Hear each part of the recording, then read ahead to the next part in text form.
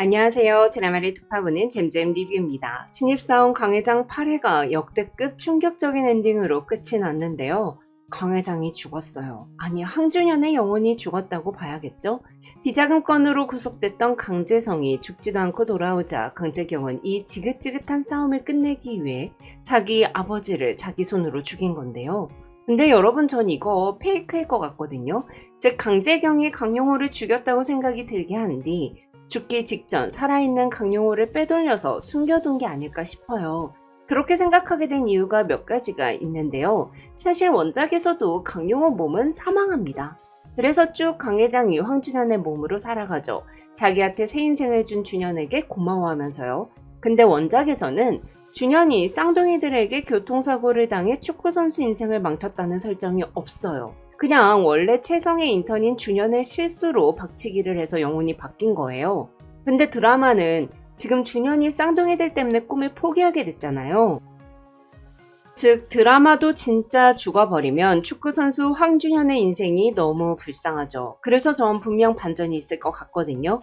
물론 진짜 준현이 할머니의 꿈에 나온 것과 병원에 누워있는 강 회장의 몸이 위급해진 순간 황준현의 몸에 있는 강 회장이 충격으로 쓰러진 걸 보면 분명 위험한 고비가 있었던 건 확실합니다. 하지만 신입사원 강 회장 이 드라마의 크리에이터로 막장의 대목 김순옥 작가가 참여했어요. 펜트하우스의 김순옥 작가 특징이 죽었는데 죽지 않았습니다. 죽었는데 살아 돌아왔습니다잖아요. 재경이 강 회장이 병실에 들어간 시각은 2026년 3월 6일 19시 25분입니다. 그리고 재경이 민석도의 전화를 받지 않은 시각이 8시 52분이고 강용호 회장의 별세 기사가 올라온 시각은 21시 51분이에요. 즉, 이 모든 일이 2시간 30분 사이에 전부 이루어진 건데요. 근데 생명유지장치를 빼면 의사나 간호사들에게 바로 응급신호가 갈 텐데 민석도가 재경에게 1시간 30분이나 있다가 전화를 한 게 말이 안 되는 거죠. 전 그동안 강 회장을 밀착 관리했던 민석도와 조선이가 강용호에게 사망 선고를 내려 얼굴에 하얀 천을 덮은 후 숨이 붙어있는 강용호를 재빨리 다른 곳으로 옮긴 것 같아요. 그리고 나서 재경에게 전화를 하고 기사도 빨리 낸 거죠. 그리고 죽은 척 장례를 치르는 건데요. 왜냐하면 강 회장이 계속 죽지 않고 누워있는다면 재경은 포기하지 않고 강 회장을 죽이려고 계속 시도할 거예요. 그걸 민석도와 조선이는 잘 알고 있었죠. 조선이는 민석도에게 재경이가 더 이상 망가지지 않게 하겠다고 약조했었잖아요. 그래서 전 조선이가 강재경이 더 이상 악행을 저지르지 않도록 아예 강 회장이 죽은 척 만든 것 같습니다.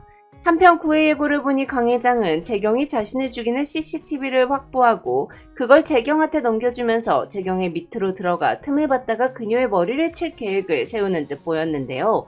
자, 그럼 본격적으로 8회 리뷰 및 9회 예고편을 톱파보는 영상 바로 시작합니다. 나병모가 강재경에게 재성과 방글을 제거해주겠다고 제안했을 때 재경은 채성도 강재성, 강방글도 제가 알아서 하겠다며 나병모의 제안을 거절했습니다. 와, 진짜 강재경 너무 무섭지 않나요?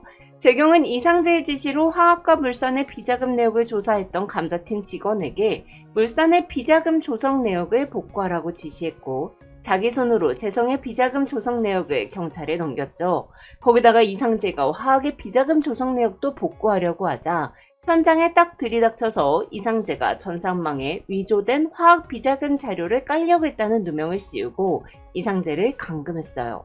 또한 비자금 수사를 받게 된 나은세를 빼주는 조건으로 나병모가 갖고 있는 채성의 차명 지분까지 받아냈죠. 이후 강재성이 강재경 납치 및 비자금 혐의로 구속되자 채성물산은 압수수색까지 진행되면서 엄청난 위기에 빠졌습니다.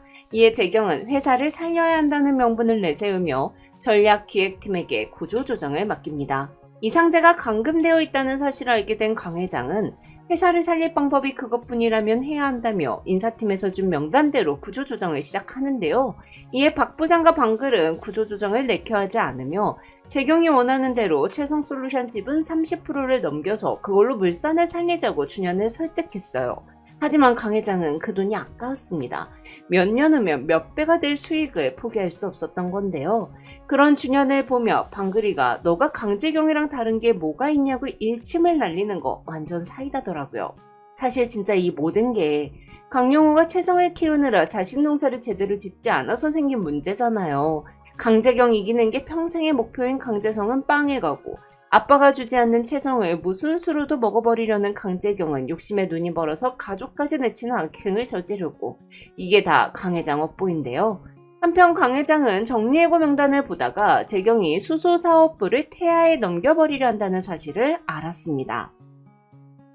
하지만 정리해고를 밀어붙인 이유를 알았을 때는 이미 판은 끝나 있었죠. 재경은 태아의 수소사업 부분을 3천억에 매각하고 그 이익의 1%를 개인 비자금 형태로 받기로 이미 계약을 끝내버렸는데요. 과거 재경은 자신이 디벨롭한 수소사업을 강 회장이 물산으로 넘겨버리자 역시 모든 좋은 건 강재성 손에 쥐어주는 아버지를 원망했습니다. 그래서 수소는 아버지가 강재성을 밀어주려고 만든 판이니 자기 손으로 태아에게 넘겨버린 거였는데요. 과거 재성의 하프줄을 잘랐을 때 아버지가 눈 감아준 걸 보고는 어떻게든 다 이기면 되는구나 라고 생각해왔던 강재경. 사실 강 회장은 그때 재경이 상처받을까봐 모른 척 해줘야 한다고 생각해서 가만히 있었던 건데 말이죠. 이에 강 회장은 재경을 괴물로 만든 건 자신이라는 걸 깨닫습니다. 또한 진짜 황준영이 채성을 망하게 하겠다고 했을 때 내 채성이 너 따위한테 그리 쉽게 무너질 것 같냐고 했던 자신을 돌이켜보며 채성을 무너지게 만든 건 결국 자신이었다는 사실을 뼈저리게 깨닫죠. 이후 방글과 박 부장이 청소부로 위장해서 이상재 전무를 탈출시키자 강 회장은 이대로 강재경이 회장되는 걸 막기 위해 물산의 비자금을 강용호 회장이 조성한 걸로 만들어서 강재성을 빼내기로 하는데요. 전무님이 충격받아서 황준영한테 또 회장님을 재임 만드실 겁니까? 라고 존댓말하는 것도 굉장히 마음이 쓰렸지만 아빠를 미워하는 줄만 알았던 방글이가 우리 아빠가 동네북이냐고 우리 아빠가 너 같은 새끼가 그렇게 함부로 할 사람 아닌데 네가 뭔데 우리 아빠 인생을 바닥으로 만드냐면서 분노하는 장면이 굉장히 먹먹하더라고요. 강 회장도 꽤나 감동받은 눈치였고요.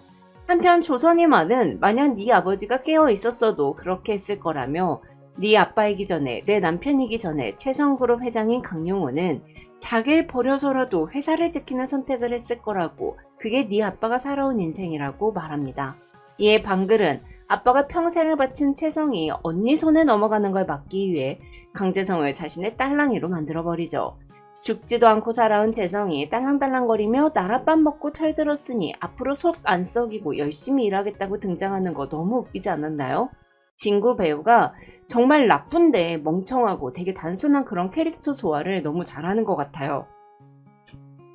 한편 강 회장이 별세하자 강재경은 바로 회장이 됐습니다. 구의 예고를 보니 강재경이 회장 취임식에서 채성은 지금부터 달라질 거라고 발표를 하더라고요. 준현은 이제부터 진짜 강재경 천하가 될 거라며 우려를 표하고 강재성은 재경에게 붙은 건지 아니면 어쩔 수 없이 그러는지 회장이 된 재경을 향해 박수를 쳐줍니다. 한편 방글은 준현에게 신문사에 제보가 들어왔다며 강재경이 우리 아빠 죽인 증거를 제보자가 갖고 있다고 말하는데요. 예고를 보니까 2026년 3월 6일 19시 25분에 강 회장의 병실에 있는 CCTV에 강재경이 찍힌 영상이 있더라고요. 근데 전 이 제보자가 강 회장 본인일 것 같아요. 강 회장은 처음에 재경이 병실에 있는 자신을 베개로 죽이려 하던 걸 목격했습니다. 그렇기에 병실에 남몰래 초소형 카메라를 설치해 두었을 것 같거든요. 재경이 강 회장을 죽이는 영상을 확보한 준현은 회장이 되기 위해 친아버지까지 죽인 딸에 대해 내가 다 바로 잡을 거라고 다짐하는데요. 준현은 재경이 자신의 능력을 욕심내며 밑에 두고 싶어 한다는 점을 이용해 다시 재경의 편에 서기로 결심한 것 같아요. 그래서 일부러 신문사에 강 회장 죽음에 대한 의혹글을 올려 증거가 있다는 걸 재경에게 흘리고 재경에게 접근해 원하는 걸 드리겠다고 말하며 강 회장 병실에서 찍힌 강재경의 영상을 주는 조건으로 재경의 밑으로 들어가는 것 같은데요. 근데 이게 꼭 방글의 입장에서는 준현이 자신을 배신한 것처럼 느껴지잖아요. 방글은 준현의 속셈을 알 리가 없으니까요. 예고편을 보니 방글이 재경과 함께 있는 준현을 보며 내가 이해할 수 있게 설명하라며 우리 사이에 이건 아니지 않냐고 분노합니다. 이에 준현은 우리 사이가 뭔데 그러냐며 방글을 일부러 차갑게 내치는데요. 한편 구의 예고편에서는 강용호 회장의 석연찮은 죽음을 조사한다며 조선일을 검찰에서 끌고 가는 장면이 나왔습니다. 또한 감옥에 있을 땐 방글이의 딸랑이가 되겠다던 강재성은 방글에게 그러니까 그만 민기적거리고 나가라고 소리를 지르고 방글은 결국 짐을 싸 그 집에서 나오는데요.